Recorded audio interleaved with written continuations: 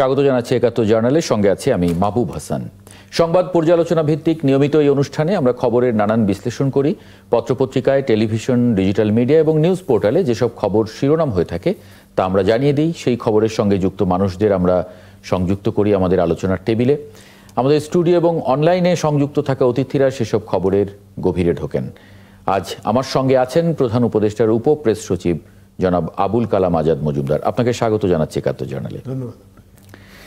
দর্শক, বিভিন্ন সময় খবর পর্যালোচনায় আরো অতিথি পর্যায়ক্রমে আমাদের সঙ্গে যুক্ত হবেন, তখন তাদের সঙ্গে পরিচয় করিয়ে দেবো আপনাদের। মাত্র নির্বাচনে একটা উৎসবমুখর পরিবেশ তৈরি হচ্ছিল, আমরা দেখছিলাম বিভিন্ন রাজনৈতিক দলগুলো তাদের প্রার্থী ঘোষণা করছিল, আবার পরস্পরের মধ্যে কী ধরনের জোট হবে এগুলো নিয়েও নানা খবর আসছে।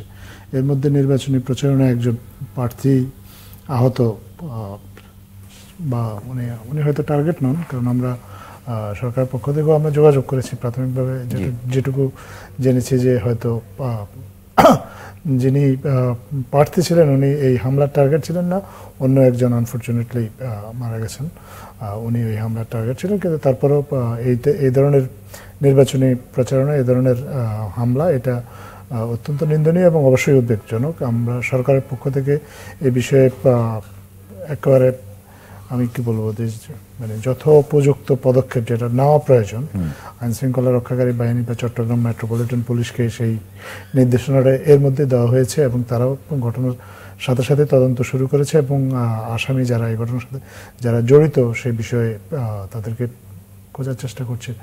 আর আমরা আশা করব এ ধরনের ঘটনার পুনরাবৃত্তি রোধ করতে সক্ষম হবে আমাদের আইন শৃঙ্খলা রক্ষাকারী বাহিনী, কারণ আমাদের জাতীয় নির্বাচনের স্বার্থেই এটা খুব জরুরি।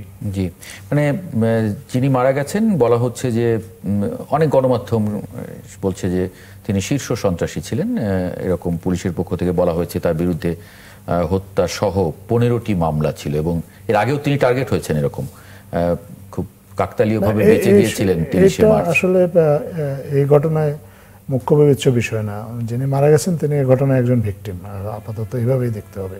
তার বিরুদ্ধে কি অপরাধ আছে, অভিযোগ আছে না আছে সেগুলো পরের আলোচনা। আপাতত একটা ঘটনা ঘটেছে, সেই ঘটনায় তিনি একজন ভিকটিম, এটাই হচ্ছে বড় বিষয়। তার তারপরে তার তার বিরুদ্ধে যদি অপরাধ সংগঠন অভিযোগ থাকে বা তাকে আক্রমণ করার মোটিভ কি, এগুলো মামলার তদন্তে বেরিয়ে আসবে। আপাতত একটা ঘটনা ঘটেছে, এখন যারা এই ঘটনার জন্য দায়ী, প্রথম দায়িত্ব হচ্ছে তাদেরকে গ্রেপ্তার করা। আমরা যদি একটু অতিথিদের যুক্ত করে নিই, কামরুজ্জামান রতন, সমাজ কল্যাণ বিষয়ক সম্পাদক, কেন্দ্রীয় বিএনপি; অ্যাডভোকেট আতিকুর রহমান, কেন্দ্রীয় মজলিসের শুরা সদস্য, বাংলাদেশ জামায়াতে ইসলামী; এবং মনিরা শারমিন, যুগ্ম আহ্বায়ক, জাতীয় নাগরিক পার্টি এনসিপি। সবারই একটু আমি প্রতিক্রিয়া জানবো এই ঘটনায়। শুরুতে কামরুজ্জামান রতন, আপনারটা একটু জানি যে মানে প্রার্থীরা বাড়তি সতর্কতা দরকার হবে কিনা আপনাদের, কারণ এরকম একটা ইনসিডেন্ট ঘটে যাবার পরে সবার মধ্যেই এক ধরনের উদ্বেগ তৈরি হয়েছে বিভিন্ন জায়গায়। আপনাদের প্রার্থী ঘোষণা করেছেন মাত্র, যখনই জনসংযোগে একজন প্রার্থী গেলেন তার জনসংযোগে হামলা এবং তিনি নিজেও গুলিবিদ্ধ। একটা মানে আপনারা কনসার্ন কিনা বিষয়টা নিয়ে, কি ধরনের কনসার্ন প্রকাশ করছেন? ধন্যবাদ। এই আজাদ মজুমদার ভাইয়ের কথা শুনছিলাম, উনি তো রাষ্ট্রের অর্গানিকভাবে দায়িত্বপ্রাপ্ত। তো আজাদ ভাই এটা তো বুঝতেছেন যে মাত্র ইলেকশন ক্যাম্পিং এখনো দলীয়ভাবে শুরু হয়নি, নির্বাচনী ইশতেহার ঘোষণা হয়নি, কিন্তু প্রার্থীরা তার দলীয় মনোনয়ন যে আমাদের যেটা দেওয়া হয়েছে 3রা নভেম্বর, তার ভিত্তিতে আরশাদ, উনি হলেন আমাদের নগর বিএনপির, উনি হলেন কনভেনার। তো উনি নিজে আঘাতপ্রাপ্ত। তো সুতরাং এটা তো অবশ্যই কনসার্নের ব্যাপার, কারণ সারা বাংলাদেশে একযুগে কিন্তু নির্বাচনের প্রার্থী শুধু বিএনপির নয়, সমস্ত অংশীজন যারা নির্বাচনে অংশগ্রহণ করবে সবারই কিন্তু একটা নিরাপত্তার দায়িত্ব এই রাষ্ট্রের। বিশেষ করে আমরা আশাবাদী হতে চাই দীর্ঘদিন পরে যে নির্বাচনটা হতে যাচ্ছে মানুষের আস্থা এবং বিশ্বাসের। ইতিমধ্যে প্রধান উপদেষ্টা জনাব আমাদের প্রফেসর ইউনূস বলেছেন যে ইতিহাসের একটা সর্বশ্রেষ্ঠ, একটা সুন্দর এবং ঐতিহাসিকভাবে এই নির্বাচনটা মানুষের হৃদয়ে গেঁথে থাকবে। তো সেইখানে আমরা দেখেছি বিভিন্ন স্ট্রাইকিং ফোর্স, সেনাবাহিনী সহ নৌবাহিনী, বিমান বাহিনী, প্রায় 1 লক্ষ আমাদের ইলেকশন কন্ডাক্টে সবাই অঙ্গাঙ্গিভাবে জড়িত থাকবে। তো সার্বিকভাবে ইলেকশনের পরিবেশ যদি মানুষ এরকম যদি আস্থা এবং জীবনহানির প্রাণহানির মতো যদি ঘটনা দেখে, আমাদের ভবিষ্যৎ মানে আমরা অবশ্যই ইলেকশনের যে একটা সুস্থ এবং স্বাভাবিক পরিবেশ, যেই পরিবেশের মধ্যে মানুষ একটা বিশ্বাস নিয়ে ঘর থেকে বের হবে এবং নির্বাচনে ভোটটা দিয়ে আবার বাসায় ফিরে যাবে। এবং এর আগে ক্যাম্পিং এর মধ্যে যদি এই ধরনের যদি হত্যাকাণ্ডের মতো ঘটনা ঘটে, এটা অবশ্যই এটা কনসার্নের ব্যাপার। তা আমরা মনে করব যে আজাদ ভাইয়ের মাধ্যমে এই সরকার ইতিমধ্যেই যে সংখ্যাটা যেটা হলো, এই সংখ্যা নয়, এই ফার্দার দ্বিতীয় জন্য কোনো ঘটনাটা না ঘটে।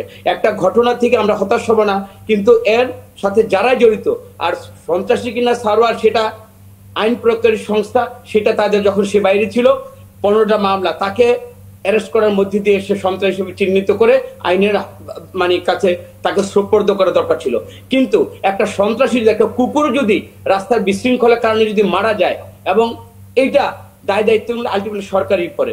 সারোয়ার কি সেটা আমাদের দেখবার বিষয় নয়, কিন্তু নির্বাচনের প্রচারণার ক্ষেত্রে সারোয়ার মারা গিয়েছে, এই কারণে কিন্তু পরিবেশ এবং অশান্তির কারণে জনগণ কিন্তু আস্থা এবং অবিশ্বাসের জায়গায় চলে যাবে। তা আমি মনে করব আপনার এই আলোচনার মধ্যে দিয়ে সরকারকে আরো বেশি যত্নবান হতে এবং সরকারকে এই ধরনের যে কোনো অপতৎপরতার বিরুদ্ধে বা এইটা ষড়যন্ত্র কিনা সবকিছু ফাইন্ডিংস করেই সরকারকে যথোপযুক্ত ব্যবস্থা নেওয়ার জন্য আমি বিশেষভাবে আপনার মাধ্যমে আমি অনুরোধ করছি। জি, অ্যাডভোকেট আতিকুর রহমান, আপনারা কি মনে করেন, জামায়াতে ইসলামী কি মনে করে? নিজেরা নিশ্চয়ই আপনাদের মধ্যে কথা হয়েছে দলীয়ভাবে ব্যাপারটা নিয়ে, এবং আপনাদেরও প্রার্থী ঘোষণা করা আছে, প্রার্থীরা জনসংযোগ করছেন সেই জায়গা থেকে।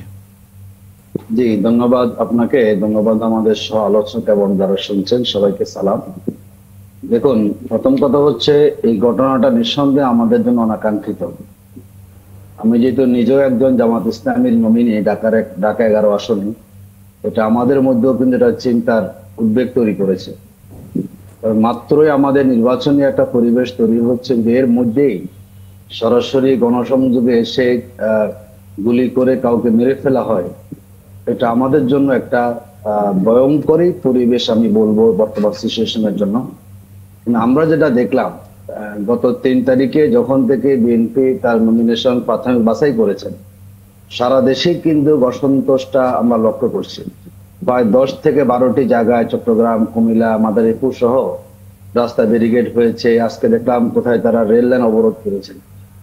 এই যে একটা অবস্থা, আমার কাছে মনে হচ্ছে বিএনপি তাদের ইন্টারনাল যে একটা দ্বন্দ্ব আছে, এই দ্বন্দ্বের কারণে কিন্তু পরিবেশটা তৈরি হচ্ছে। আমরা খেয়াল করলাম, আপনি নিজে খেয়াল করেছেন, এখানে আপনার নিউজে বললেন সন্ত্রাসী সরোয়ার মারা গিয়েছে।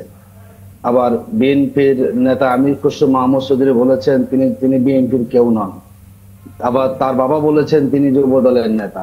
তো যদি তিনি বিএনপির কিছুই না হয়ে থাকেন, যদি তিনি সন্ত্রাসী হয়ে থাকেন, তাহলে বিএনপি যিনি মহানগর কমিটির আহ্বায়ক, তার সাথে কিভাবে সন্ত্রাসী সরোয়ার থাকে? আমরা দেখি কোন একটা ঘটনা ঘটলে অস্বীকারের একটা প্রবণতা, তারা সেটার ব্যাখ্যা দিয়েছে। তারা এখানে শত শত মানুষ থাকে, কেউ থাকতেই পারে, আসতেই পারে, এটা আপনার জনসংযোগেও কেউ যেতে পারে, আমি চাইলে যেতে পারি আপনার এখানে। কিন্তু আমরা দেখলাম বিভিন্ন সামাজিক যোগাযোগ মাধ্যমে তিনি যুব দলের নেতা এবং চট্টগ্রামে বিএনপির নেতা আসলাম চৌধুরী সহ বহু নেতার সাথে তার একটা সুসম্পর্ক আছে অলরেডি, এই যে আমরা দেখতে পাচ্ছি আমাদের সোশ্যাল মিডিয়ায়। আর একটা দিক হচ্ছে, আমরা দেখলাম ওনারা মিছিল করেছেন জামাত শিবিরকে দায়ী করে। এটি যদি চলতে থাকে তাহলে নিঃসন্দেহে আপনি ঘটনা কখনো প্রমাণ করতে পারবেন না। এটা বিএনপিরও দায়িত্ব, এই ঘটনার গভীরে কি আছে খুঁজে বের করা, আইন শৃঙ্খলা বাহিনীরও দায়িত্ব। কেন একজন মাত্র প্রার্থী সে মাঠে নামলো, তার সেখানে কেন নিরাপত্তা বলয় থাকলো না, এটি কিন্তু সরকারেরও দায়িত্ব আছে। আমরা মনে করি দলগুলো যারা আমরা ইলেকশনে যাচ্ছি, আমাদের দলীয় শৃঙ্খলাটা আমাদের যেমন রক্ষা করতে হবে, পাশাপাশি সরকারেরও দায়িত্ব করে কেউ ভিন্ন কোনো সুযোগ নিয়ে যাতে দেশে নির্বাচনের পরিবেশটাকে ব্যাহত করতে না পারে সেই দিকে খেয়াল করা। আরেকটি হচ্ছে দায় চাপানোটা, আমি এটা অত্যন্ত দায় চাপানো এটি কখনো আমাদের জন্য সমীচীন নয়। কোন একটা ঘটনা ঘটলেই তথ্য প্রমাণ ছাড়াই মিছিল করা, কোন দলের বিরুদ্ধে স্লোগান দেওয়াটা, এটি করা হয় তাহলে যারা সত্যিকার এই ঘটনাগুলো ঘটি তারা সেখানে পার পেয়ে যাবে। যাতে এই জিনিসটা না হয় সেদিকে আমরা দৃষ্টি দেব, বলবো আমরা বিএনপিকে। এবং সরওয়ার যে যুব দলের নেতা, এতে কিন্তু কোনো সন্দেহ নাই, ওনারা ঘটনাকে এখন ভিন্ন দিকে নিয়ে যাওয়ার জন্যই অস্বীকার করছেন। আমি অস্বীকার না করে কি করে একজন শীর্ষ সন্ত্রাসী তিনি যুব দলের নেতা হতে পারেন, আবার তিনি কি করে আপনি এই প্রশ্নগুলো যে করেছেন এটা আসলে কামরুজ্জামান রতনের কাছ থেকে এটার উত্তর আমি নেব। এটি আমাদের জন্য একটা উদ্বেগের দিক। আপনার কাছে আসবো আরেকবার। মনিরা শারমিন, এনসিপি আসলে কিভাবে দেখে এবং এনসিপি কি মনে করে, উদ্বিগ্ন কিনা? ধন্যবাদ। যারা দেখছেন তাদের শুভেচ্ছা এবং আমার সহ আলোচক যারা উপস্থিত আছেন শুভেচ্ছা।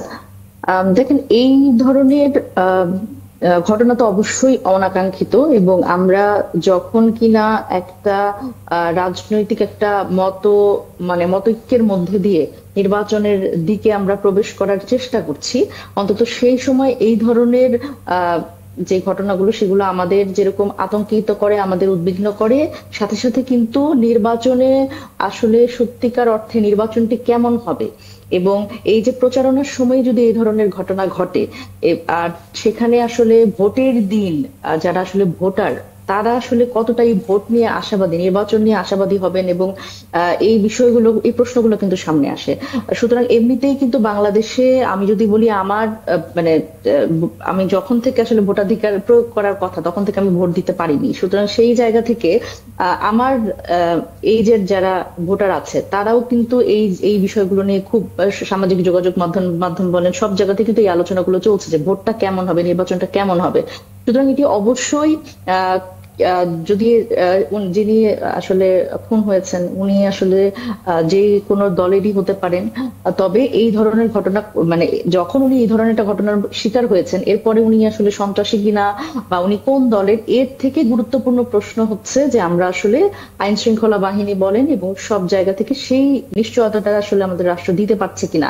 এই আমরা শুনছি সরকারের পক্ষ থেকে ডক্টর মোহাম্মদ ইউনূস বারবারই বলছেন যে সর্বকালের সর্বশ্রেষ্ঠ নির্বাচন হবে এটা। সুতরাং এই সর্বশ্রেষ্ঠ নির্বাচন এটি আসলেই শুধুমাত্র রেটরিক হিসেবে থেকে যাবে কিনা, এটি আমাদের মধ্যে একটা শঙ্কার জন্ম দেয়।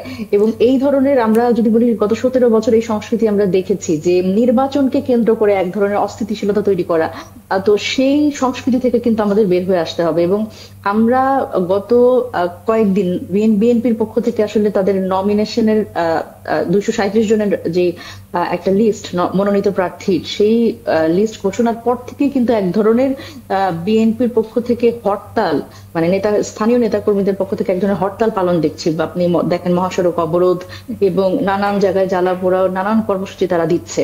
সুতরাং এই যে একটা পার্টির ইন্টারনাল ডেমোক্রেসি যদি এই অবস্থা হয় সেটিও কিন্তু একটা আমাদের চিন্তার জায়গা, যেখানে আমরা বলছি নতুন রাজনৈতিক বন্দোবস্ত, যেখানে আমরা বলছি যে নতুন ভাবে আমাদের রাজনীতিটাকে দেখতে হবে এই 5 আগস্ট পরবর্তী সময়, সেখানে এই ধরনের রাজনৈতিক চর্চা থেকে যদি আমরা বের হয়ে আসতে না পারি এবং এই 5 আগস্টও যদি আসলে বিএনপির রাজনীতিতে কোনো শিক্ষা না দিতে পারে, সেটি কিন্তু রাজনৈতিক ব্যবস্থা ছাড়া আমি আসলে কিছু বলতে চাই না।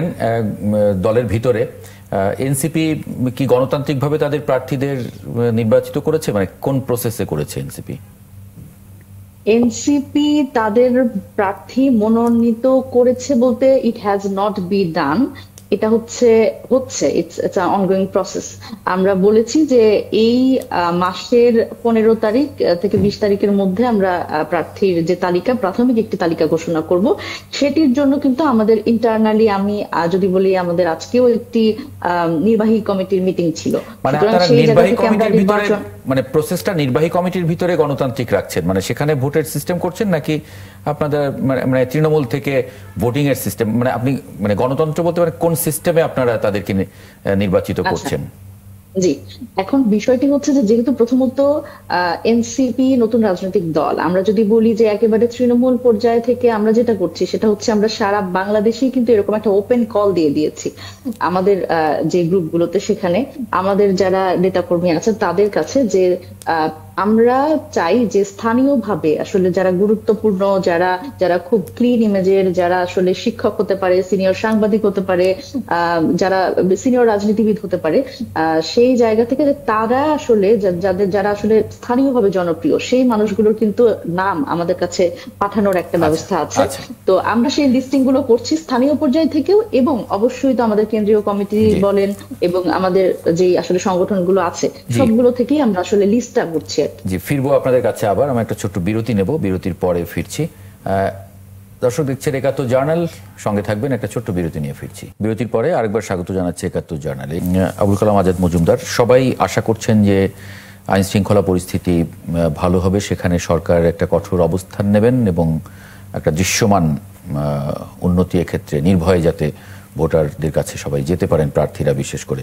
তিনজনের কথাতেই মোটামুটি এরকম এসেছে। সরকার আসলে কি করতে যাচ্ছে, কি উদ্যোগ নিচ্ছে? ওনারা যে উদ্বেগ ব্যক্ত করেছেন আমরা তো সেই উদ্বেগ শেয়ার করি। আমরা তো এটা তো ডিনাই করার কোনো সুযোগ নেই যে একটা ঘটনা ঘটেছে এবং এই ঘটনাটা যথেষ্ট উদ্বেগজনক। আমরা সরকারের পক্ষ থেকে ইতিমধ্যে এই বিষয়ে আনুষ্ঠানিক একটা বিবৃতি দিয়েও বলেছি যে আমরা এই উদ্বেগটা শেয়ার করি এবং আমাদের যারা দায়িত্বপ্রাপ্ত কর্মকর্তা আছেন তাদের সাথে সরকারের ঊর্ধ্বতন কর্মকর্তারা ইতিমধ্যে কথা বলেছেন এবং আইন প্রয়োগকারী সংস্থাকেও নির্দেশ দেওয়া হয়েছে দ্রুত এই ঘটনায় যাতে ব্যবস্থা নেওয়া হয়, কারণ এটা আমাদের নির্বাচনের জন্যই জরুরি। আমরা আমাদের মাত্র একটা উৎসব মুখর পরিবেশে নির্বাচনী প্রচারণা দলগুলো শুরু করেছে। এই মুহূর্তে এ ধরনের ঘটনা আমাদের নির্বাচনী উৎসবে আসলে একটা বড় ধরনের প্রভাব ফেলতে পারে, এরকম একটা আশঙ্কা তো থাকেই। এগুলো ডিনাই করার কোনো সুযোগ নেই। ওনারা যে তিনজনই যে কনসার্ন ব্যক্ত করেছেন, আমরা এই কনসার্নগুলো আমরা মনে করি যে এটা ঠিকই আছে। এবং আমাদের এবারের যে আসন্ন নির্বাচন, আপনি দেখেন যে আমাদের নির্বাচনগুলো তো এমনিতেই অতীতে নির্বাচন যেমনই হোক, কিন্তু নির্বাচনের আগের পরিবেশ পরিস্থিতি মোটামুটি সংঘাতময় ছিল সবসময় আপনার। কিন্তু এবার যেটা হয়েছে যে অন্যান্য বারের তুলনায় এবার থ্রেটটা দ্বিগুণ, হুমকিটা দ্বিগুণ। কারণ একটা শক্তি আছে যারা ঘোষণা দিয়ে রেখেছে যে তারা নির্বাচন বানচালের চেষ্টা করবে এবং যারা নির্বাচনে এই ধরনের হামলা হুমকি এগুলো চলছে। আর আরেকটা ধরেন নির্বাচনে প্রার্থীদের অভ্যন্তরীণ কোন্দল বা দলীয় কোন্দল বা আন্তদলীয় কোন্দল, এগুলো এক ধরনের থ্রেট আছে। তো আমরা আশা করব যে আমাদের যে রাজনৈতিক দলগুলো আছেন তারাও এ ব্যাপারে যথেষ্ট সংগ্রাম প্রদর্শন করবেন। নির্বাচনী প্রচারণায় পরস্পরকে স্পেসটা দেবেন প্রচারণার জন্য। শুধু স্পেস না, পরস্পরের প্রতি যে রেসপেক্টটা থাকা উচিত সেটাও বজায় রাখবেন। তাহলে অন্তত এই থ্রেটটা আমরা এ ব্যাপারে অন্তত নির্ভাবনায় থাকতে পারবো। আর অন্য যে থ্রেটটার কথা আমরা সবসময় যে আশঙ্কার কথাটা সরকারের পক্ষ থেকেও বলা হয়েছে, রাজনৈতিক দলগুলোর পক্ষ থেকেও বলা হয়েছে, দেশের জনগণও যেটা জানে সেটা নিয়ে সেটা আমরা সবাই ঐক্যবদ্ধভাবে এই ধরনের হুমকিটাকে মোকাবেলা করতে পারবো। আপনি যদি দেখেন যে মাননীয় প্রধান উপদেষ্টা কয়েকদিন আগে নির্বাচনের প্রস্তুতি নিয়ে একটা বড় সভায় অংশ নিয়েছিলেন, যেখানে আপনার নির্বাচনের সাথে সম্পৃক্ত সবগুলো প্রতিষ্ঠানের প্রতিনিধিরাই উপস্থিত ছিলেন। সেখানে তিনি খুব স্পষ্ট ভাষায় বলেছেন যে let's hope for the best but prepare for the worst. আমরা জানি যে আমাদের এই নির্বাচনটাকে ঘিরে নানা ধরনের ষড়যন্ত্র চলছে, চক্রান্ত চলছে। এইগুলোকে প্রতিরোধ করার জন্য সংশ্লিষ্ট সবাইকে উনি নির্দেশ দিয়েছেন যাতে সর্বোচ্চ সতর্ক অবস্থায় থাকেন। এবং আমরা আশা করি যে আজকে যে ঘটনাটা ঘটেছে খুবই দুঃখজনক আপনার এবং অনাকাঙ্ক্ষিত তো বটেই। আমরা আশা করব যে এই ধরনের ঘটনার পুনরাবৃত্তি যাতে না ঘটে সেই বিষয়ে আমাদের সংশ্লিষ্ট সবাই সতর্ক থাকবে। অবশ্যই আইন শৃঙ্খলা রক্ষাকারী বাহিনীও সতর্ক থাকবে। জি, কামরুজ্জামান রতন, অ্যাডভোকেট আতিকুর রহমান অভিযোগ করছিলেন যে এখানে আপনাদের অভ্যন্তরীণ যে কোন্দল, প্রার্থী দেবার পরে নানান জায়গায় নানান ধরনের ব্লকেড এবং অসন্তোষ ইত্যাদি বিষয়টা মানে দেশের আইন শৃঙ্খলা পরিস্থিতিকে একটা কনসার্নে পর্যায়ে নিয়ে যাচ্ছে। এবং মনিরা শারমিন বলছিলেন যে গণতন্ত্রের অভাবের কারণেই এই ধরনের দলের ভিতরে গণতন্ত্রের অভাবের কারণে এই ধরনের পরিস্থিতি। কি বলবেন? জনাব আতিকুর রহমান ভাইকে একটা শুধু কথা বলি, প্রতিপক্ষকে গায়েল করার মানসিকতাটা একটু পরিহার করতে হবে। সেটা হলো কিছু হলেই যে বিএনপির আদর্শগতভাবে বা নীতিগতভাবে বিএনপিকে ছিদ্র অন্বেষণ করা এবং যে কোনো ঘটনা ঘটছে এর জন্য তো আমি তো বিএনপির মহাসচিব কি বলেছি, কাউকে কি আজকে মানে এখানকে বাঁচাতে চেয়েছে? সুষ্ঠু তদন্তের মাধ্যমে যারা এই ঘটনাটা ঘটিয়েছে আমরা কিন্তু সার্বিক একটা সুন্দর পরিবেশের জন্য কিন্তু আমরা সংগ্রাম করছি। সর্বোপরি আপনি দেখেন নির্বাচনের 3 তারিখ ঘোষণা করলো, এর আগে কিন্তু আমাদের অ্যাক্টিং চেয়ারম্যান তারেক রহমান দৃঢ়ভাবে বলেছে যে আমাদের নির্বাচনে একজনকে আমরা নমিনেশন দিব প্রতিটা সিটের মধ্যে। এরপরে সবাইকে মানতে হবে। এই বার্তাটা যারা বোঝেনি তাদের জন্য দুঃসংবাদ। দেখেন তারেক রহমানকে যারাই চিনেন, আমরা তো দলগতভাবে আমরা একটা বলি ওনার একটা স্পষ্ট মেসেজ আছে। এই গণতন্ত্রের জন্য বেগম খালেদা এবং তারেক রহমানের যে স্যাক্রিফাইস, এইটার মধ্যে যদি দলের ভিতরে থেকে, আপনি বলেছেন 15-16 জায়গায় যেটা হয়েছে, বড় দল একটা নির্বাচনের দীর্ঘদিন প্র্যাকটিসের মধ্যে ছিল না, নির্বাচন প্র্যাকটিসের মধ্যে ছিল না দেশটা, সেখানে হয়েছে। আমরা কিন্তু এটাকে মেনে বুঝেই একটা বার্তা আপনার মাধ্যমে দিতে চাই। দেখেন, বেগম খালেদা জিয়া যখন ভিতরে এইভাবে নিঃসঙ্গ এবং কি জীবনটা উনি অতিবাহিত করে একটা গণতান্ত্রিক পরিবেশের মধ্যে উনি ফিরে আসছেন, এই মর্যাদাটা, এই অনুভূতিটাই, তারেক রহমানের আবেগী যে অ্যাপিলটা যারা না বুঝেন তাদের জন্য দুঃসংবাদ। এবং এইখানে এখন দেখেন, ম্যাডাম যখন ভিতরে ছিলেন বা আমাদের আন্দোলনে যেভাবে আমাদের ঝাঁপিয়ে পড়া উচিত ছিল, এখন নির্বাচন বঞ্চিত হওয়ার পরে ওই মানুষগুলো কেমন যেন উগ্র এবং তাদের এত বড় একটা শোডাউন তারা করতে চাচ্ছে। এই শোডাউনটা যদি আমরা হাসিনার বিরুদ্ধে, এই পাপিষ্টের বিরুদ্ধে সংগ্রামের মধ্যে যদি আমরা দেখাতাম, তাহলে বেগম খালেদা এবং তারেক রহমানের প্রতি কিন্তু আমাদের শ্রদ্ধা দেখানো হতো। আমি সুস্পষ্ট ভাষায় আমাদের দলের যে স্ট্যান্ড সেটা হলো, এটা হয়েছে, এটা ধিক্কার, এটা নিন্দনীয় এবং আইনের মাধ্যমে অবশ্যই এটাকে ফাইন্ড আউট করে এটা ব্যবস্থা করতে হবে। এবং আজাদ ভাইয়ের মাধ্যমে আমি এই সরকারকে একটা অনুরোধ করব, এই যে নির্বাচনের একটা ঘটনার কারণে মানুষ যে একটা অবিশ্বাস এবং সন্দেহ জায়গায় চলে যাচ্ছে, আর্মি কিন্তু এদেশের সার্বভৌমত্বের প্রতীক এবং একটা ভীতিকর এবং ন্যায্যতার প্রতীক কিন্তু আর্মি। তা আর্মি থাকার পরে মাঠে ম্যাজিস্ট্রেসি পাওয়ার পরে আমরা চাচ্ছি যে নির্বাচনের পরিস্থিতিটা আরো বেশি শান্তিপূর্ণ এবং আস্থার জায়গায় নেওয়ার জন্য আর্মি যদি এবং আইন প্রয়োগকারী সংস্থা যদি আরো বেশি যত্নবান হয় এবং আরো বেশি সিরিয়াস যদি মাঠে থাকে, এই ধরনের অপতৎপরতা এবং এই ধরনের অপতৎপরতার মাধ্যমে নির্বাচনকে প্রশ্নবিদ্ধ করার যে অপচেষ্টা, এটা দৃঢ়ভাবে মোকাবেলা করা যাবে। সুতরাং আমাদের দলের ভিতরে কে করলো সেটা বড় কথা না, এখন দলের ভিতরে তারেক রহমান যে তাদের যে শাস্তির ব্যবস্থা করবে, আপনি দেখবেন এর একটা দৃষ্টান্ত একটা এমন স্থাপন করবেন যে পরবর্তীতে এই ধরনের দলের ভিতরে থেকে দলের বিরুদ্ধে, দলের বাইরে ডিসিশন নিতে আপনি দেখবেন এই সমস্ত অপকর্মের যারা হোতা, যারা এই সমস্ত কাজ করে দলকে ছোট করছে, বেগম খালেদা তারেক রহমানকে প্রশ্নবিদ্ধ করছে, তাদের দলের মধ্যে কোনো আস্থা হবে না এবং গণতান্ত্রিক সংগ্রামে যতই তাদের ভূমিকা থাকুক, আপনি দেখবেন, আমি আপনাকে এতটুকু গ্যারান্টি দিয়ে বলতে পারি, তারেক রহমানের ভাষা যারা বুঝতে তাদের জন্য দুঃখ, এবং বেগম খালেদা জিয়ার জন্য যাদের মায়া থাকবে না দলের জন্য 17 বছর পরে, যাদের এই সমস্ত দলের বিরুদ্ধে যারা স্ট্যান্ড নিবে, আমি বলতে চাই তারা দেখেন, তারা দলগতভাবে শাস্তি পাবে এবং সরকারের কাছে বিনীত অনুরোধ, তারা আইনের যে তার আইন প্রয়োগকারী সংস্থাকে তারা যে বিদ্যাঙ্গুলি দেখাচ্ছে, তাদের জন্য একটা দৃষ্টান্তমূলক শাস্তি, এই শাস্তিটা যেন আইনের মাধ্যমে অবশ্যই যেন প্রয়োগ করা হয়। আমরা এই জন্য সবাইকে আমরা চাই, জামাত ইসলাম সরকার, এনসিপি সবাইকে একটা গণতন্ত্রের রুজ্জটাকে ধরার জন্য আমরা সবাইকে দোষারোপ না করে, আমাদের যদি ভুল ত্রুটি থাকে বা করণীয় কি, আমরা যদি আন্দোলন একসাথে করতে পারি জামাত ইসলামের সাথে, আমরা পরিচিত সেই জামাত ইসলাম আমাদেরকে ঘায়েল করার জন্য, এই ধরনের ঘটনাটাকে আমাদেরকে পলিটিসাইজ করে আমাদেরকে নির্বাচনে আমাদের প্রশ্নবিদ্ধ না করার জন্য আমি বিনীতভাবে আতিক ভাইকে আমি অনুরোধ করছি। অ্যাডভোকেট আতিকুর রহমান।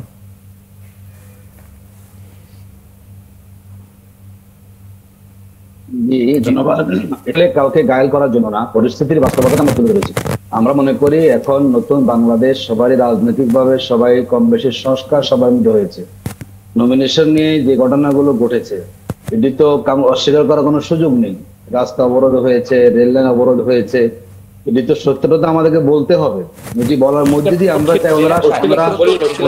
সংশোধন হয়ে গেছে, মানে নির্বাচনের সময় এগুলো এক ধরনের অসন্তোষ, ছোটখাটো নানান, সেটা সব দলের মধ্যে, বড় দলগুলোর মধ্যে এগুলো হয়। কিন্তু মানে আরেকটা প্রশ্ন অ্যাডভোকেট আতিকুর রহমান, যে এখনো তো নির্বাচনী মানে তফসিল ঘোষণা হয়নি, এর আগে তো মানে এটা কি আরপিওর কোনো ধরনের কি লঙ্ঘন টঙ্ঘন হচ্ছে কিনা, মানে আমার ঠিক জানা নেই আইনগুলো। কারণ আমরা তো সবসময় দেখি যে যখন তফসিল ঘোষণা হবে তারপরে আমরা নমিনেশন পেপারগুলো দেখি, তারপরে না একটা নির্বাচনী প্রসেসের মধ্যে যায়। এটা এত আগে হয়ে যাবার পরে, আপনারা তো অনেক আগে ঘোষণা করেছেন, যে কারণে অন্য দলগুলোকেও খুব দ্রুতই আসলে প্রস্তুতিতে যেতে হয়েছে, আপনারা অনেকটা বাধ্য করেছেন বলে অনেকে বলেন। মানে সেই জায়গা থেকে আসলে আগেই ভোট চাওয়া আইনের মানে কি কোনো বাধা টাধা আছে কিনা? দেখুন, আমরা এটাকে ইতিবাচক ভাবে দেখতে চাই, যেহেতু বাংলাদেশে দীর্ঘ সময় নির্বাচনের কোনো পরিবেশ ছিল না। আমরা এর মধ্যে দিয়ে মানুষের মধ্যে একটা আগ্রহ তৈরি করেন, আমরা একটা ইলেকশনে যাতে সবাই সে ইলেকশন অংশগ্রহণ করে। দেখুন, যখন তফসিল হয়ে যায় তখন অনেক আমরা নিয়ম কানুনের মধ্যে আমরা আবদ্ধ হয়ে যাব। যেহেতু এখনো তফসিলের হয়তো 1 মাস সময় বাকি আছে, এই সময় প্রত্যেক দল চায় অনেকেরই দলে নতুন নমিনি আছেন, কিংবা দীর্ঘ সময় সবাই দলকে সংগঠিত করার সুযোগ পায়নি। আমি মনে করি এর মধ্যে দিয়ে এটা গণতন্ত্রের চর্চা হচ্ছে, সবাই দলকে গোছানোর সুযোগ পাচ্ছেন এবং মানুষের কাছে সব দলগুলো যাচ্ছেন যে আসলে যাতে করে মানুষ তার সঠিক মূল্যায়নটা করার সুযোগ সেখানে পায়। এটাকে আমি আইন বহির্ভূত মনে করছি না, বরং এটি একটা নির্বাচনের পরিবেশ তৈরি করার একটা সহায়ক বলে আমার কাছে মনে হচ্ছে। জি, কোনো প্রশ্ন থাকলে? না, প্রশ্ন নাই, প্রত্যাশা আছে আমাদের সবার কাছে। আমাদের সবার কাছে প্রত্যাশা আছে রাজনৈতিক সংস্কৃতি পরিবর্তনে আপনাদের মানে ভূমিকাটা রাখতে হবে, কেমন হওয়া উচিত ভূমিকাটা। মনিরা শারমিন কি দিয়ে শুরু করি? মনিরা শারমিন, মানে এই যে আগে ভাগে শুরু করা, সেটাও একটু যুক্ত করেন, মানে এটা মানে নির্বাচনী আচরণ বিধি-টিধি আর লঙ্ঘন টঙ্ঘন হচ্ছে কিনা। দেখেন, আমরা তো আসলে বিভিন্ন সময় আমরা যখন নির্বাচনের কথা বারবার করে এসছে এবং বিএনপির রাজনীতিটা মূলত আমরা দেখেছি যে বিএনপির আসলে মেসেজ কি, মানে দলের মেসেজ আমরা খোঁজার চেষ্টা করেছি। আমরা দেখেছি যে নির্বাচনমুখী রাজনীতি করেছে সবসময়, এবং 5 আগস্ট পরবর্তী সময়েও কিন্তু তাদের দলে আমরা অন্য কোনো মেসেজ পাইনি। শুধুমাত্র গণতন্ত্রের একমাত্র অর্থ তারা বলেছে নির্বাচন। সেখানে আমরা যখন বলছি যে সংস্কারের কথা, আমরা যখন বলছি বিচারের রূপরেখা, তারা তখন ভাবছে মানে এরকম ন্যারেটিভ তারা প্রতিষ্ঠিত করতে চেয়েছে বহুদিন ধরে। হ্যাঁ, মানে গণতন্ত্রে তো ফিরতে হলে আপনাকে নির্বাচনের মাধ্যমে ফিরতে হবে, আর কোনো উপায় তো নেই। একেবারে সুস্পষ্টভাবেই আমাদের নির্বাচনে ফিরতে হবে। কিন্তু আমাদের এটাও মনে রাখতে হবে যে 5 আগস্ট পরবর্তী একটা বাংলাদেশে একটা গণ অভ্যুত্থান ঘটে গেছে। 5 আগস্ট পরবর্তী সময় শুধুমাত্র গণতন্ত্র বলতে যদি আপনারা নির্বাচনই বলছেন, সেটাও কিন্তু একটা সমস্যার ব্যাপার। সেখানে অবশ্যই সংস্কার, আমাদের যে সিস্টেমের পরিবর্তন আমরা যেটা বলছি, রাজনৈতিক সংস্কৃতির পরিবর্তন, সেটাও একটা ব্যাপার। এবং আরো গুরুত্বপূর্ণভাবে বিচারটাকে আমাদের সামনে রাখতে হবে এবং বিচারের রূপরেখাটা রাখতে হবে। সেটি নিয়ে খুব বেশি কথা বলতে আমরা শুনিনি। দেখেন, এটা আমরা বিএনপির সমালোচনা কিন্তু সবসময় করেছি, কিন্তু আরো একটি ব্যাপার কিন্তু আমরা হয়তো কম বলেছি। সেটি হচ্ছে, আমি আমার এলাকায় বলতে পারি যে আজকে থেকে মানে 4-5 মাস আগে থেকে আমি কিন্তু যখন কিন্তু নির্বাচন নিয়ে কিন্তু আমরা মানে একদম পাবলিক স্ফিয়ারে সেরকম কথা বলছি না, যখন আমরা বারবার করে সংস্কারের কথা বলছি, কিন্তু তখনই কিন্তু জামাতে ইসলামের পক্ষ থেকে এলাকায় স্থানীয়ভাবে কিন্তু তারা প্রার্থী মনোনীত করে ফেলেছেন এবং তাদের ব্যানার পোস্টার কিন্তু আমরা এলাকায় দেখেছি। সুতরাং তারাই প্রথম কিন্তু প্রার্থী মনোনীত করেছে। এবং এই জায়গা থেকে আমি জামাত ইসলামকে বলবো, তারা আসলে মানে রাজনীতিতে এবার সবচেয়ে ভালো সময় পার করছেন এবং নির্বাচনমুখিতা কিন্তু তাদের সেই তখন থেকে। এবং আমার কাছে ব্যক্তিগতভাবে মনে হয়েছে যে তারা আসলে সংস্কারটাকে, এবং অনেক ক্ষেত্রে আমার কাছে ঐকমত্য কমিশনে যেহেতু আমি যুক্ত হওয়ার সুযোগ হয়েছে, সেখানে আমার কাছে মনে হচ্ছে সংস্কারটাকে একটা নেগোসিয়েশন টুল হিসেবে তারা ইউজ করেছে। তারা কিন্তু আসলে নির্বাচনটাকে মুখ্য করে রেখেছে। সেই জায়গা থেকে তাদের প্রচারণার কথা আমি জানি না, মানে বহুদিন ধরে তারা প্রচারণা করছেন এবং ফজরের নামাজ পড়ে আসলে ডোর টু ডোর যাওয়ার যে তাদের এক ধরনের পলিসি, সেটা কিন্তু তারা পালন করছেন বহুদিন ধরে। আমি আমার নিজের নির্বাচনী এলাকাতে ফজরের নামাজটা দিলে একটু বেশি সময় পাওয়া যায়, মানে ফজরের নামাজ পড়ে নামলে দিনটা বড় হয়ে যায় অনেক। না, সেটাই। এখন সেই জায়গা থেকে তারা কিন্তু অনেক মানুষের কাছে পৌঁছাচ্ছে, এটা খুবই ভালো। তবে হচ্ছে এই যে অনেক ক্ষেত্রে আমরা দেখেছি যে আসলে এই শুধু নির্বাচনমুখিতা এবং এই ব্যানার পোস্টার এবং মনোনীত প্রার্থীকে চেনানো, এর বাইরেও কিন্তু আমাদের এই যে দেখেন রাজনৈতিক ভাবে আমরা বলছি কিন্তু এক কথা, টেবিলে বসে আমরা এক কথা বলছি, আবার মাঠে আন্দোলন করছি আরেক বিষয়ে। এই ধরনের দ্বিচারিতাও কিন্তু আমরা এই মুহূর্তে দেখছি। মজুমদার ভাইয়ের যে আহ্বান, মানে আপনাদের কাছ থেকে আসলে মানে একটু সহনশীলতা, কাছাকাছি আসা, শ্রদ্ধা, রাজনৈতিক শ্রদ্ধা, এগুলো উনি আশা করছেন, মানে সেই জায়গা থেকে এইগুলো তো আশা করারই ব্যাপার এবং আমরাও কিন্তু আশা করি। দেখেন, এই যে জুলাই সনদ, মানে আপনি যদি দেখেন, এখন কিন্তু আসলে নির্বাচনী তফসিলও ঘোষণা হয়নি, কিন্তু এখন আমরা এমন ভাবে নির্বাচনটাকে সামনে আনছি, আপনি সোশ্যাল মিডিয়া থেকে শুরু করে মিডিয়াতে সব জায়গাতে কিন্তু আমাদের কিন্তু এই যে সনদ জুলাই সনদের যে আইনি ভিত্তি, এই বিষয়টি পেছনে পড়ে যাচ্ছে। এবং দেখা যাচ্ছে যে আমি যেটা বললাম যে রাজনৈতিক দলগুলো কিন্তু এই জুলাই সনদের আইনি ভিত্তি বলেন এবং একটি রাজনৈতিক দল গণভোটটি আসলে কখন অনুষ্ঠিত হবে, আগে নাকি নির্বাচনের দিন, এটা নিয়ে তো সরকার 7 দিনের সময় দিয়েছে আপনাদেরকে, এটা নিয়ে তো আপনারা কাজ করছেন বোধহয়। আমি কোন একটি গণমাধ্যমে দেখলাম, মানে কাছাকাছি আসার জন্য, মানে কোনো কি অবস্থা কি, মানে কোনো ভালো কোনো সংবাদ আছে? আমাদের পক্ষ থেকে আমরা আসলে ওই যে 9 দলের সাথে জি। একটা আলোচনা, সেটির আসলে মুখ্য কারণ হচ্ছে জুলাই সনদের আইনি ভিত্তি এবং সংস্কার নিয়ে আসলে আমরা, এবং সংস্কার বাস্তবায়নের যে প্রক্রিয়া সেই নিয়ে আমাদের আলোচনাটি। সেটি আসলে খুব বেশি নির্বাচনমুখী তা না, বরং আমরা খুব বেশি সংস্কারে জোর দিচ্ছি। যেই আমাদের একটা, আমি যদি বলি যে ঐকমত্য কমিশনে যাবার বা অংশগ্রহণ করবার সুবাদে আমাদের কিছু অর্গানিক অ্যালাই তৈরি হয়েছে, আমরা বুঝতে পেরেছি যে সংস্কার নিয়ে কারা বেশি আন্তরিক, সেই দলগুলোর সাথে, মূলত সেই 9 দলের সাথে আমাদের বৈঠক অনুষ্ঠিত হচ্ছে। সেখানে আমরা এই জুলাই সনদের আইনি ভিত্তি এবং এর বাস্তবায়ন প্রক্রিয়া কিভাবে করে আসলে আরো সহজতর করা যায় এবং এটা ঐক্যে পৌঁছানো যায়, এই বিষয় নিয়ে আমরা মূলত কথা বলছি। জি, আর এটার সঙ্গে আপনারা নির্বাচন কেন্দ্রিক কোনো আলাপ করছেন কিনা এই 9 দল মিলে, সেটা নিয়েও একটু জানবো, একটু পরে আসবো আপনার কাছে।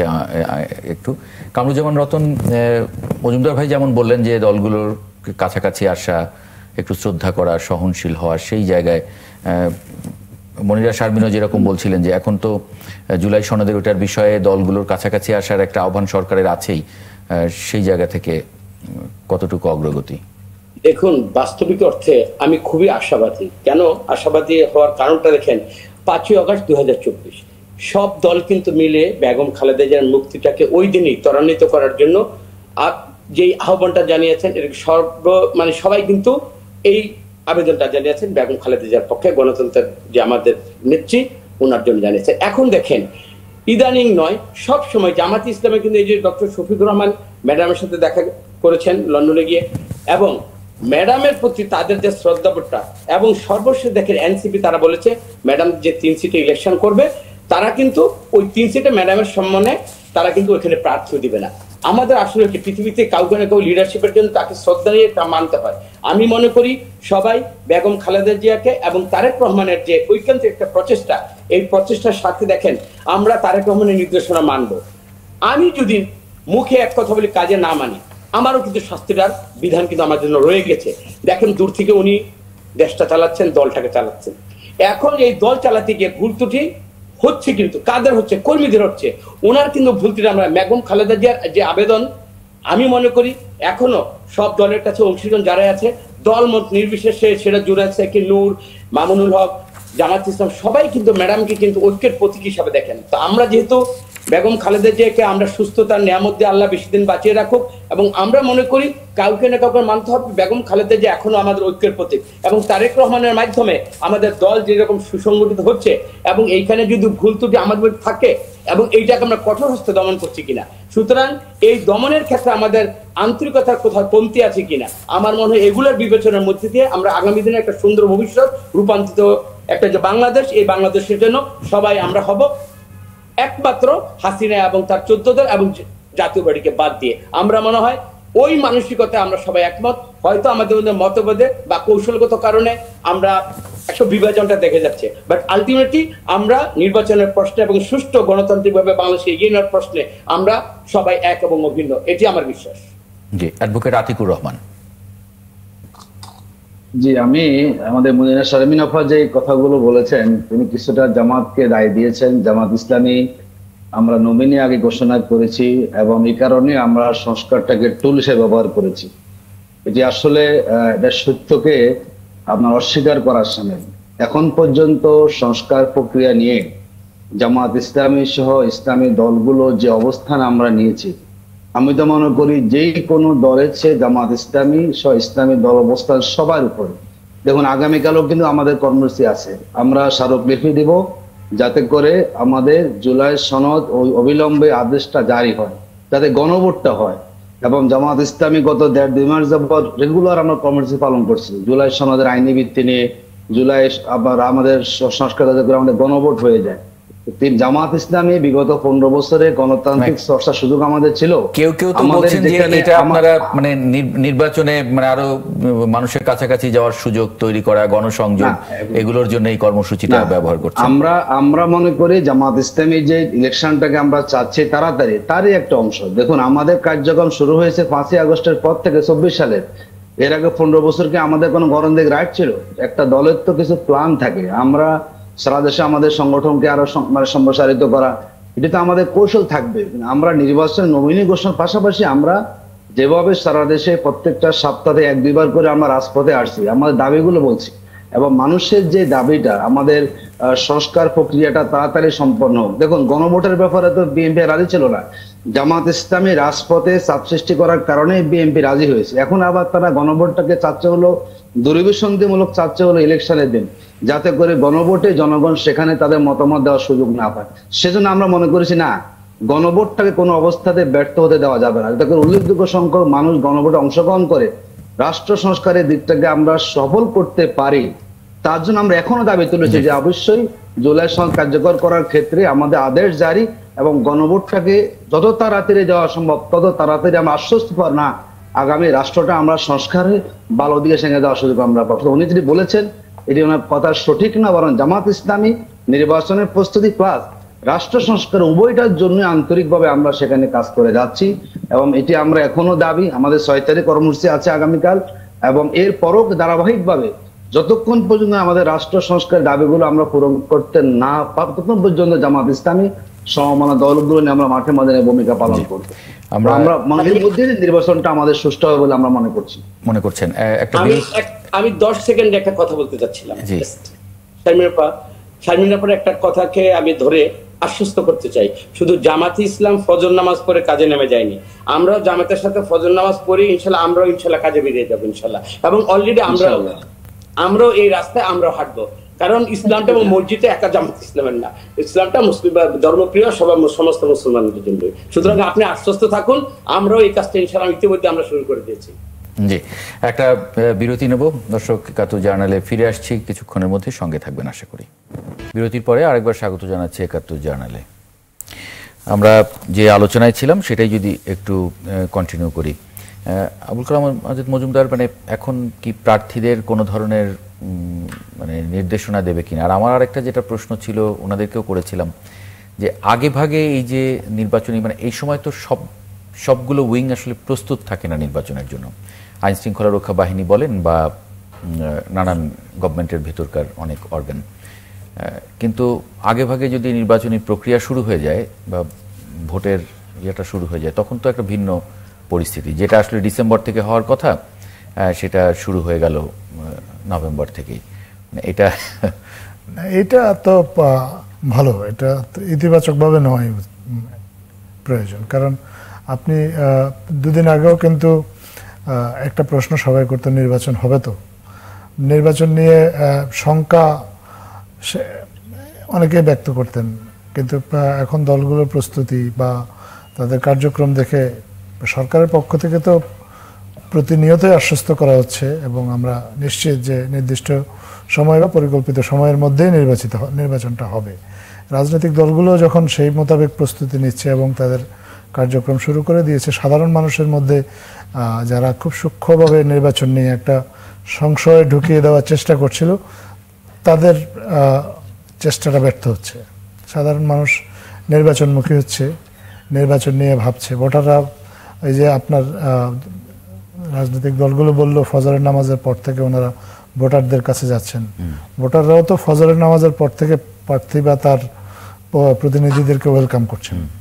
সব মিলিয়ে দেশে একটা উৎসবমুখর পরিবেশ শুরু হয়েছে। আমরা একটা দুটো আইসোলেটেড ইভেন্টের কারণে যাতে এই উৎসবে ভাটা না পড়ে, সরকারের দিক থেকে চেষ্টাটা হচ্ছে সেটা, এবং নিরাপত্তাটা বিধান করে রাখা। এবং পাশাপাশি আবার শুধু যে নির্বাচন বিষয়টা তা না, নির্বাচনের আগে যে প্রয়োজনীয় যে সংস্কার, সেই উদ্যোগগুলো কিন্তু চলমান আছে, সেটা থেমে যায়নি। রাজনৈতিক দলগুলোকে আহ্বান জানানো হয়েছে তারা যেন বসে নিজেদের মধ্যে যে দূরত্ব বা ভিন্নমত যেগুলো আছে এগুলা দূর করে সরকার। মাঝখানে যে জামায়াতের এক মানে রেফারির ভূমিকার কথা বলা হচ্ছিল যে সরকারের পক্ষ থেকে একজন রেফারি প্রয়োজন, না এখানে রেফারি তো তখনই প্রয়োজন হয় যখন আসলে তারা পারবে না, তারা যখন আসলে অনেক বেশি খেলাধুলা হয়, তখন আসলে রেফারির ভূমিকাটা থাকে।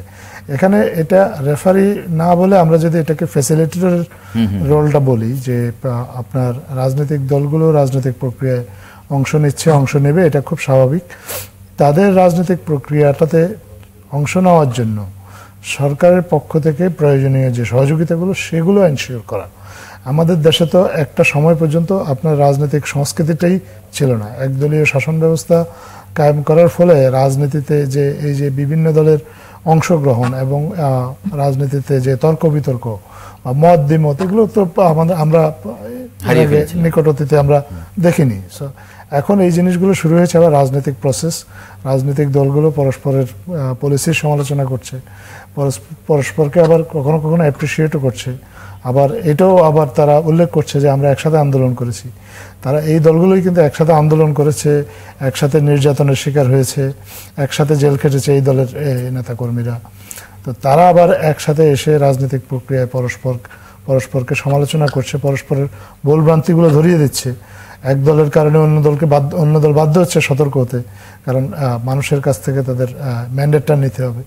তো এগুলো স্বাভাবিক রাজনৈতিক প্রক্রিয়া, স্বাভাবিক রাজনৈতিক প্রক্রিয়া যাতে চলমান থাকে এটা এনশিওর করার দায়িত্ব হচ্ছে সরকারের। এই মুহূর্তে যেহেতু দলনিরপেক্ষ সরকার কাজ করছে, সরকার সেই দায়িত্বটা পালন করার চেষ্টা করছে। জি, মনিরা শারমিন, আপনারা 9 দলের সঙ্গে আপনারা বসছেন, এনসিপির সঙ্গে জোট করতে যাচ্ছে, ইনকিলাব একটি খবর করেছে, এনসিপির সঙ্গে জোটে যাচ্ছে এবি পার্টি, গণ অধিকার পরিষদ সহ 9 দল। আপনারা বিএনপির সঙ্গে জোটের কথা শোনা যাচ্ছিল, জামাতের সঙ্গেও আপনাদের কথাবার্তা হচ্ছিল, এরকমটাও গণমাধ্যমে এসেছিল। আপনারা এখন এই 2 বড় দলের বাইরে আলাদা একটা জোটের কথা ভাবছেন, আবার 300 আসনে প্রার্থী দেবেন নাহিদ ইসলাম, সেরকম বলেছেন। মানে কি হচ্ছে আসলে? আচ্ছা, বিষয়টি হচ্ছে যে আমি যেটা একটু আগে মেনশন করেছি, সেটা হচ্ছে যে আমাদের 9 দলের সাথে যে আলোচনাটা, সেটা কিন্তু জুলাই সনদের আইনি ভিত্তি এবং এর বাস্তবায়ন প্রক্রিয়া। সুতরাং এই জায়গাতে আসলে এটি যদি আমি বলি যে নির্বাচনী জোট, তাহলে কিন্তু একটু ভুল হবে। কারণ আমরা যেটা বলছি সেটা হচ্ছে যে এই নির্বাচনী প্রক্রিয়ার মধ্যে পড়ে কিন্তু আসলে এই জুলাই সনদের আইনি ভিত্তি, এবং আমরা আসলে এই যে মাঝখানে যে আলোচনাগুলো হচ্ছিল, যে সরকারের পক্ষ থেকে বলা হয়েছে, ঐকমত্য কমিশনের পক্ষ থেকে যে সুপারিশগুলো করা হয়েছে, সেখানে সেটি নিয়ে নানান ধরনের এক পক্ষ আরেক পক্ষকে দোষারোপ করা, সরকারকে দোষারোপ করা, তো নানান ধরনের কথাবার্তা চলছিল। সেই জায়গা থেকে সরকার যখন সময় দিয়েছে রাজনৈতিক দলগুলো নিজেদের মধ্যে বসার এবং এই জুলাই সনদ নিয়ে, তো সেই জায়গা থেকে আমরা আসলে এই সংস্কার মুখী যে দলগুলো যারা বহুদিন ধরে এই সংস্কারের কথাই বলে আসছে, আপনি যদি বলেন যে গণসংহতি আন্দোলন, তারপরে মান্না ভাইরা আছেন, গণ অধিকার পরিষদ, আমরা আছি, আমরা আসলে সবাই মিলে বসে এটাই মানে এই আলোচনায় কি একসঙ্গে নির্বাচন করার কোনো আহ্বান এসেছে? মানে কোনো আলাপও হয়েছে? মানে একসঙ্গে বসলে তো নানা ধরনের কথাই হয়, সেখানেও কোনো আভাস ইঙ্গিত? না, নির্বাচনটা একটি অবশ্যই একটি গুরুত্বপূর্ণ এজেন্ডা। এই আলোচনার মধ্যেও নির্বাচন একটা গুরুত্বপূর্ণ এজেন্ডা। সেক্ষেত্রে আমরা আসলে সবসময় যেটা বলেছি সেটা হচ্ছে যে এনসিপির পক্ষ থেকে আমরা যে কোনো দলের সাথেই আমরা থাকতে চাই, তবে এখানে অবশ্যই সংস্কারটাই এবং জুলাই সনদের বাস্তবায়ন প্রক্রিয়ার ব্যাপারে আন্তরিক যে দলগুলো, তাদের সাথে কিন্তু আমাদের এক ধরনের যদি জোট হয়ও, সেটা ওইভাবে করেই হবে। তো সেই জায়গা থেকে যেহেতু জুলাই সনদের আইনি ভিত্তি এবং সংস্কার নিয়ে কথা হচ্ছে, বাস্তবায়ন প্রক্রিয়া নিয়ে কথা হচ্ছে, নির্বাচনের বিষয়টি নিয়ে এখনো প্রমিনেন্টলি আমরা আলাপ করিনি। এই 9 দলের যে বৈঠক, সেটি এখন পর্যন্ত সংস্কার ভিত্তিক আলাপ এবং জুলাই সনদের আইনি ভিত্তি এর মধ্যেই আছে আলাপ আলোচনা। তবে আমরা যেটা বলছি যে এনসিপির সাথে, যেহেতু আমি যদি বলি যে বিএনপির সাথেও এক ধরনের আলোচনা চলমান আছে, জামাতের সাথেও আলোচনা চলমান আছে, সেটি একটি রেগুলার প্রক্রিয়ার মধ্যে আছে। এখন পর্যন্ত আসলে বড় দলের সাথে জোট অথবা এই 9 দলের সাথে নির্বাচনী জোট, এই নিয়ে আসলে খুব বেশি আমরা কথা এগোতে পারিনি। এখন পর্যন্ত আমরা এই সংস্কারের মধ্যে আছি। পরিষ্কার। অ্যাডভোকেট আতিকুর রহমান, শফিকুর রহমান বলেছেন জোট করব না, নির্বাচনী সমঝোতা করব। মানে জোট এবং নির্বাচনী সমঝোতার মধ্যে মানে কি ধরনের পার্থক্য রাখবেন আপনারা? দেখুন, জোট এবং সমঝোতা, জোট তো একটা দীর্ঘমেয়াদী সম্পর্কের বিষয়। জোটের রূপরেখা থাকতে হয়, নেতৃত্ব কাঠামোর ব্যাপারে কিছু বিষয় সেখানে নির্ভর করে, ক্ষমতার ভাগাভাগি জড়িত আছে, সরকার গঠনের বিষয় আছে, সম্মিলিত সিদ্ধান্তের বিষয় আছে। একটা দীর্ঘমেয়াদী প্রক্রিয়া কিন্তু জোটের উপর নির্ভর করে। আর যেহেতু আমাদের সাথে এখন সময় খুবই কম, ইলেকশনটা মাত্র 2 থেকে 2.5 মাস সময় আছে, এর মধ্যে এতগুলো প্রক্রিয়া সম্পন্ন করে একটা কার্যকর জোট করা কিন্তু অনেকটা কঠিন বিষয়। আমরা মনে করি সমঝোতাটা সবচেয়ে সহজ, এটা স্বল্প মেয়াদী একটা চুক্তি, বিশেষ করে ইলেকশন কেন্দ্রিক নির্দিষ্ট একটা বিষয়, যে আমরা যেখানে ইসলামী দলের একজন প্রার্থী থাকবে সেখানে অন্য কোনো দলের সেখানে কোনো নমিনি থাকবে না। যদি এই বিষয়ে একটা বোঝাপড়া হয়, সম্মতি হয়, এটাই বর্তমান সময় আমার কাছে অনেকটা গ্রহণযোগ্য মনে হচ্ছে। এখানে দীর্ঘমেয়াদী একটা বিষয় নিয়ে আচ্ছা, মানে ইসলামী যে ইসলামী দলগুলোর জোটের কথা বললেন, যে কারা কারা সেখানে আছেন সেটা কি পরিষ্কার হয়েছে? মানে আপনারা ঘোষণা দিতে যাচ্ছেন? দেখুন, এখন ধারণা করা যায় যে 7-8টি দল একসাথে আমরা মাঠে কর্মসূচি আশা করা যাচ্ছে, সেই 7-8টি দল সেখানে তারা একসাথে হয়ে তারা আসন ভিত্তিক সমঝোতা করে ইলেকশনে যাওয়ার চিন্তাই বেশি মনে হচ্ছে আমাদের কাছে। এখন পর্যন্ত 8টির মতো দল একসাথে আছেন, তারা একসাথে বোঝাপড়া আছে, তারা মাঠে কর্মসূচি ঘোষণা করছেন এবং আশা করা যায় এর মধ্যে দিয়ে 7-8টি দলের সমঝোতা আরো বেশি যোগ হতে পারে, যেখানে এক দলের নমিনি থাকবে সেখানে অন্য দল নমিনি না দিয়ে প্রত্যেকটা দল ওই নমিনির পক্ষে সেখানে ভূমিকা পালন করবে। এই প্রক্রিয়াটাই বর্তমান সময় আমাদের কাছে মনে হচ্ছে যৌক্তিক, এখানে বোঝাপড়া খুব সুবিধা হবে এবং আমাদের জন্য কাজ করা সুবিধা হবে বলে আমরা মনে করছি। কামরুজ্জামান রতন, আপনারা যারা যুগপৎ আন্দোলন করছিলেন একসঙ্গে দীর্ঘদিন, তারা কি আপনাদের সঙ্গে আছেন? আমরা দেখছিলাম যে নমিনেশন ঘোষণা করার পরে 237 অনেকের অনেক ধরনের প্রতিক্রিয়া, এক জায়গায় দাঁড়াতে চেয়েছিলেন কিন্তু অন্য জায়গায় খালি রাখা হয়েছে, এগুলো নিয়েও অসন্তোষ আছে। আরো অনেক বেশি আসন চেয়েছিলেন দলগুলো, সেগুলো মানে তারপরে আবার তৃতীয় জোটের কথাও শোনা যাচ্ছে। না, সবাই গণতন্ত্র উত্তরণে সবাই একসাথে দুঃখ কষ্টের সাথে শেয়ারিং এ ছিলেন। এখন নির্বাচনের প্রক্রিয়ায় যখনই বাংলাদেশে নয়, সাবকন্টিনেন্টে আপনি দেখেন, সাবকন্টিনেন্টে আমরা কি দেখেছি, যখনই নির্বাচনকে সামনে রাখে তখন বিভিন্ন জোটের কিন্তু মানে ইয়ে হয়, যে কোনো জোট করা কিন্তু কোনো অপরাধ না। এই যে জোটের যে একটা বিভিন্ন ব্যারিয়ারের মধ্যে থেকে আমরা জোটকে যে দেখতে পাবো, এটা কিন্তু স্বাভাবিক একটা চলমান প্রক্রিয়া। আমরা মনে করি আন্দোলনে আমরা একসাথে ছিলাম, কিন্তু এখন আদর্শিকভাবে বা ভবিষ্যৎ বাংলাদেশকে আমরা সাজাবার জন্য রাষ্ট্রক্ষমতা নেয়ার জন্য এই জামাত ইসলাম সহ ইসলামিক দলগুলো তারা কাছাকাছি আসতেই পারে।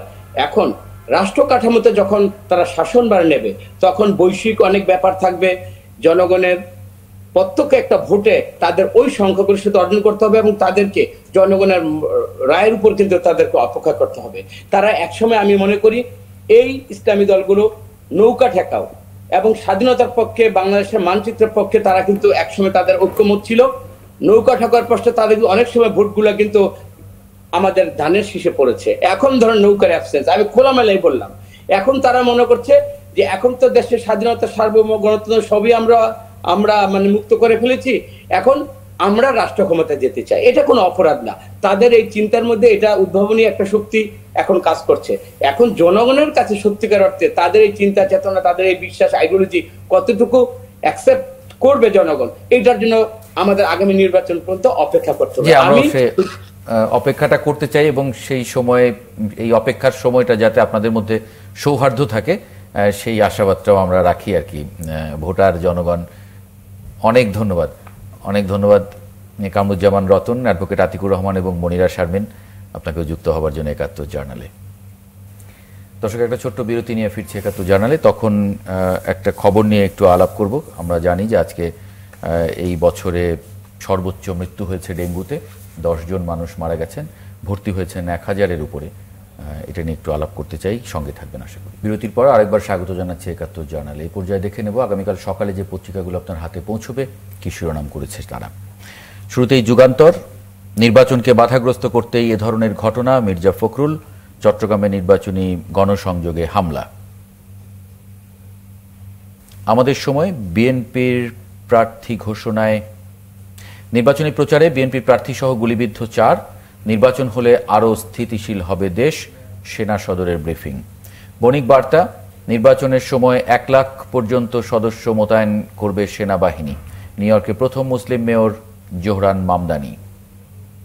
দৈনিক ইনকিলাব, সেনাবাহিনী চায় অবাধ নির্বাচন, আমরা এখন আরও বেশি ঐক্যবদ্ধ, সেনা সদরের briefing. The financial express, shareholders return empty-handed with NAV nullified. খবরের কাগজ, ইতিহাস গড়লেন Mamdani. The Daily Observer, timely election will restore stability, army. Daily Times of Bangladesh, monumental Mamdani magic mesmerises New York. এই ছিল কাল যে পত্রিকাগুলো হাতে পৌঁছবে আপনার, তাদের শিরোনামগুলো। যেটা বলছিলাম বিরতির আগে, ডেঙ্গুতে আরো 10 জনের মৃত্যু, এই শিরোনাম করেছে বাংলা ট্রিবিউন। এবং খবরটা যদি একটু ছোট করে পড়ি, 24 ঘন্টায় ডেঙ্গু আক্রান্ত হয়ে আরো 10 জনের মৃত্যু হয়েছে। এর মধ্যে 1 জনের মৃত্যু হয়েছে বরিশাল বিভাগে, 3 জন ঢাকা উত্তর সিটি কর্পোরেশনের অধীন এলাকায়, 5 জন দক্ষিণ সিটিতে। এছাড়া খুলনা বিভাগের সিটি কর্পোরেশনের বাইরে 1 জন ডেঙ্গু আক্রান্ত হয়ে মারা গেছেন। এখন পর্যন্ত জানুয়ারি থেকে সব মিলিয়ে 74,992 জন ডেঙ্গু আক্রান্ত হয়ে হাসপাতালে ভর্তি হয়েছেন। এছাড়া চলতি বছরে 302 জনের মৃত্যু হয়েছে। আর বর্তমানে গত 24 ঘন্টায় হাসপাতালে 1069 জন ভর্তি হয়েছেন। এটা নিয়ে একটু আলাপ করব। ডাক্তার মোহাম্মদ শাবুল হুদা চৌধুরী, অধ্যাপক মেডিসিন বিভাগ, ঢাকা মেডিকেল কলেজ হাসপাতাল, আপনাকে স্বাগত জানাচ্ছি 71 জার্নালে। অধ্যাপক চৌধুরী, যদি একটু ব্যাখ্যা করেন পরিস্থিতিটা, কারণ অনেকদিন ধরেই কথা হয়েছে, আপনার সঙ্গে একাধিকবার এটা নিয়ে কথা হচ্ছে। ঢাকার বাইরে অনেক রোগীকে আমরা দেখছি এবং যারা মারা যাচ্ছেন তার মধ্যেও একটা বড় অংশ ঢাকার বাইরেও মারা গেছেন। সেই জায়গায় আপনি আসলে কিভাবে ব্যাখ্যা করেন? একটা সামনে কতদিন এটা যাবে, আমরা মনে করেছিলাম যে অক্টোবর মাসের পরে নভেম্বরের দিকে হয়তো ডেঙ্গির আক্রান্তের হার কমে আসবে এবং মৃত্যু হারও কমে আসবে, কিন্তু সেটা কিন্তু আসলে দেখা যাচ্ছে না। এবং বৃষ্টি কিন্তু তার মতোই হচ্ছে, মাঝে মাঝে ক্ষণে ক্ষণে বৃষ্টি হচ্ছে। সুতরাং এখনো পর্যন্ত ডেঙ্গির আক্রান্তের পরিমাণ উত্তরোত্তর বাড়ছে। সুতরাং আজকে হয়তো 10 জন মারা গেছে, যে পরিমাণ আক্রান্তের হার এখন হাসপাতালে ভর্তি আছে, বিভিন্ন হাসপাতালে যে ভর্তি আছে, পরবর্তীতে কিন্তু মৃত্যু হার কমার সম্ভাবনা একটু কম। সামনে অ্যাটলিস্ট আগামী 8 থেকে 10 দিন আমাদের হয়তো মৃত্যুর সংখ্যা কম হবে না। কিন্তু তারপরে আশাবাদী যে শীত যদি চলে আসে, ঠান্ডা যদি টেম্পারেচারটা কমে আসে, হয়তো ডেঙ্গির প্রভাবটা হয়তো কমে আসবে। তাই এটা একটা ইম্পর্টেন্ট ইস্যু যে আমাদের সামনে আরো হয়তো 10-15 দিন, তবে ক্লাইমেট চেঞ্জ, জলবায়ু পরিবর্তনের এই ধারায় যদি বজায় থাকে, তাহলে হয়তো নভেম্বর মাস, ডিসেম্বর মাসেও আপনার কিন্তু ডেঙ্গির এই আক্রান্তের হার এবং প্রকোপ আমরা দেখতে পারি। সবচেয়ে বড় সমস্যা হচ্ছে এখন আসলে ঢাকার ভিতরে তো মৃত্যু হার বেশি ছিলই, কিন্তু ঢাকার বাইরেও কিন্তু মৃত্যুর খবর পাওয়া যাচ্ছে। এবং যে মৃত্যুগুলা হচ্ছে সেগুলোর ভিতরে দেখা যাচ্ছে অনেকটা অল্প বয়সী, মধ্যবয়সী লোকরা আক্রান্তের হার বেশি এবং তাদের মধ্যে মৃত্যুর হারও বেশি। সুতরাং এই ধরনের অ্যাক্টিভ কর্মজীবী মানুষদের মৃত্যু কখনোই কাম্য নয়। তাই আমাদেরকে সিটি কর্পোরেশনে যেমন আমাদের মৃত্যু এই ডেঙ্গি, এই এডিস মস্কি মশার ঝুঁকি কমাতে হবে, ঠিক তেমনি ঢাকার বাইরেও কিন্তু এডিস মশার বিস্তার এবং তার সাথে সাথে এডিস অ্যালবোভিক্টাস আরেক ধরনের মশা আছে। এই 2 ধরনের মশা যদি আমরা প্রতিরোধ করতে পারি তাহলে হয়তো মৃত্যু হার কমতে পারে। তবে এই মুহূর্তে এখনো পর্যন্ত আমরা সেরকম আশানুরূপ ব্যবস্থা নিতে দেখছি না।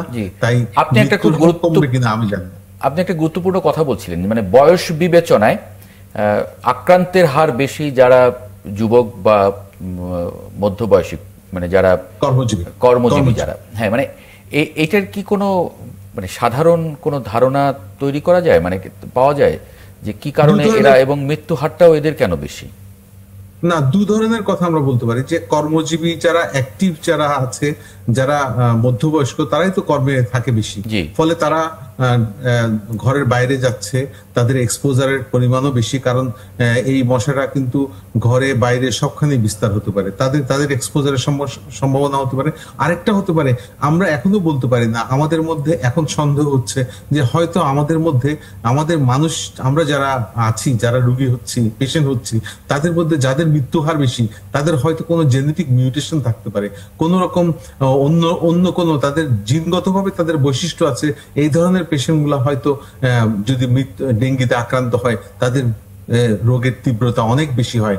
এই ধরনের কোন স্টাডি বা রিসার্চ কিন্তু আমরা এখনো করতে পারিনি, কিন্তু অনেক দেশে নেগলিজেন্সি কি কোনো কারণ হতে পারে? মানে এই বয়সী মানুষ তো একটু শক্তি সামর্থ্যবান হয়, মানে যে না আমার কিছু হবে না, কারণ আমরা তো ডেঙ্গুতে জানি যে এটা আসলে মানে বাসায় বসে থাকলে বা একেবারে শেষ পর্যায়ে গেলে তাদের মৃত্যুর সংখ্যাটা বেশি থাকে, আশঙ্কাটা বেশি হয়, মানে এটাও কি একটা কারণ হতে পারে? দেখুন, নেগলিজেন্সির কথা তো প্রথম থেকে বলা হচ্ছিল, সেটা আসলে আলোচনার বিষয় অনেকবার হয়ে গেছে। আপনারা আমাদের এখন নতুন কিছু চিন্তা করতে হবে, কেন এটা বাড়ছে। সেই জন্য বলছি যে নেগলিজেন্সি, সচেতনতা, আমাদের কাপড় পরার একটা অভ্যাস, গা হাত ঢেকে কাপড় পরা, মশার কামড় থেকে দূরে থাকা, এগুলো তো আমরা গত 6 মাস ধরে বলছি, এবং মানুষও মোটামুটি অনেকটুকু আপনাদের মাধ্যমে, এই মিডিয়ার মাধ্যমে মানুষ জানে। তবুও তো মৃত্যু হার কমছে না, মৃত্যুর পরিমাণ কিন্তু আস্তে আস্তে ধাপে ধাপে বাড়ছে। তাই আমাদের চিন্তা করতে হবে অন্য কোনো ফ্যাক্টর আছে কিনা, সেটাও তো আমাদের চিন্তার বিষয় হয়ে দাঁড়িয়েছে। নিশ্চয়ই। আবুল কালাম আজাদ মজুমদার, আমরা আলোচনাটা শেষ করব, যদি ছোট কোনো মন্তব্য করেন, কমেন্ট করেন, বিশেষ করে। উনি তো অনেকগুলো পয়েন্ট বলেছেন, খুবই গুরুত্বপূর্ণ।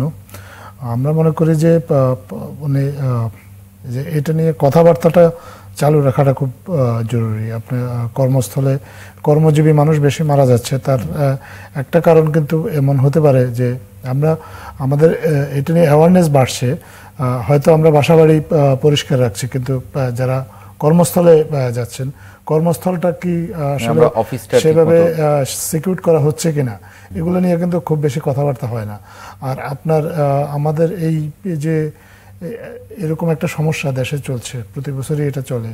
আপনার ওয়েদারটাও একটু আনপ্রেডিক্টেবল হয়ে গিয়েছে। এবছর আপনি জানেন যে অক্টোবরে বেশ কয়েকদিন বৃষ্টিপাত হয়েছে, ঢাকার বাইরে বিস্তার করেছে। সার্ভিসটা এনশিওর করার জন্য আমাদের এই মুহূর্তে আসলে নির্বাচিত কোনো জনপ্রতিনিধি লোকাল গভর্নমেন্ট লেভেলে নেই। তারা যদি থাকতেন, আমরা মনে করি যে এটা সার্ভিসটা আরেকটু বেগবান করা সম্ভব হতো। এখন সরকারি কর্মকর্তারা তাদের অতিরিক্ত দায়িত্ব হিসেবে এই কাজটা করছেন, সেটা তাদের পক্ষে কতটা সার্ভিস দেওয়া সম্ভব সেটা বাস্তব বিবেচনায় থেকে আপনারা চিন্তা করে দেখবেন। তো আমরা মনে করি যে এখন অ্যাওয়ারনেসটা বেশি জরুরি, অ্যাওয়ারনেসটা এবং এই ফোকাসটা ধরে রাখা, মানে মিডিয়াতে আলোচনা হওয়া, যত বেশি আলোচনা হবে তত বেশি মানুষ কিন্তু সচেতন থাকবে, এবং মানুষ সচেতন থাকলে অন্তত এই মৃত্যুর পরিমাণ, আক্রান্তের হার, এগুলো কমানো যাবে। আর ক্লাইমেট চেঞ্জ বলেন বা ন্যাচারাল রেজিস্ট্যান্সের যে ঘাটতি বা জিনগত যে সমস্যা, ওটা তো আর ওভারনাইট সমাধান করা সম্ভব আমাদের হাতেও নেই না। আর যেটা সমাধান করা সম্ভব সেটা হচ্ছে সার্ভিসটা এনশিওর করা, এবং সার্ভিসটা এনশিওর করা, পাবলিক অ্যাওয়ারনেসটা বাড়ানো, যাতে করে অন্তত এটা পুরোপুরি থামানো না গেলেও অন্তত এটার মাত্রাটা কমিয়ে আনা যায়। অনেক ধন্যবাদ আবুল কালাম আজাদ মজুমদার এবং ডাক্তার মোহাম্মদ শাহাবুল হুদা চৌধুরী, আপনাদের দুজনকে যুক্ত হবার জন্য আজকে ৭১ জার্নালে। দর্শক, আপনাদেরকেও ধন্যবাদ জানাচ্ছি। আগামীকাল একই সময়ে ৭১ জার্নাল দেখার আমন্ত্রণ জানিয়ে রাখি। সঙ্গে